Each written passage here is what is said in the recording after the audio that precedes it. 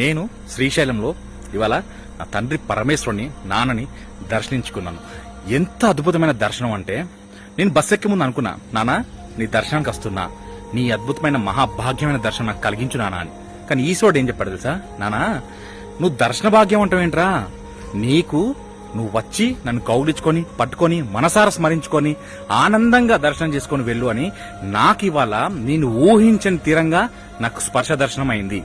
కలలో కూడా ఊహించలేదు ఇంత అద్భుతమైన దర్శనం అవుతుందని. అంటే ఈశ్వరుడు యొక్క లీల ఎంత గొప్పది, ఈశ్వరుడు యొక్క మహిమ ఎంత గొప్పది, ఇంతకన్నా మనం ఎన్నని చెప్పగలుగుతాం.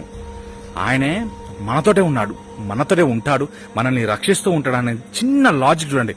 ఈశ్వరుని మార్నింగ్ అనుకున్నా, కానీ విత్ ఇన్ రిజల్ట్ నాకు ఎంత అద్భుతమైన దర్శనం ఇచ్చాడు పరమేశ్వరుడు. ఈశ్వరుడు యొక్క మహిమ అంత గొప్పది. అందుకే పరమేశ్వరుడు యొక్క పాదాలు పట్టుకోవడం ఎంతటి పుణ్యం, ఎంతటి మహాభాగ్యం, ఎంతటి పూర్వజన్మ సుకృతం. అందుకే ఈశ్వరుడు యొక్క పాదాలు పట్టుకున్న ప్రతి ఒక్కరికి చెప్తున్నా, వదలకండి, గట్టిగా పట్టుకోండి పరమేశ్వరుని. ఈశ్వరుడు మిమ్మల్ని కూడా అంతే గట్టిగా పట్టుకొని మిమ్మల్ని వదలకుంటూ ఉంటాడు. హర హర మహాదేవ శంభో శంకర.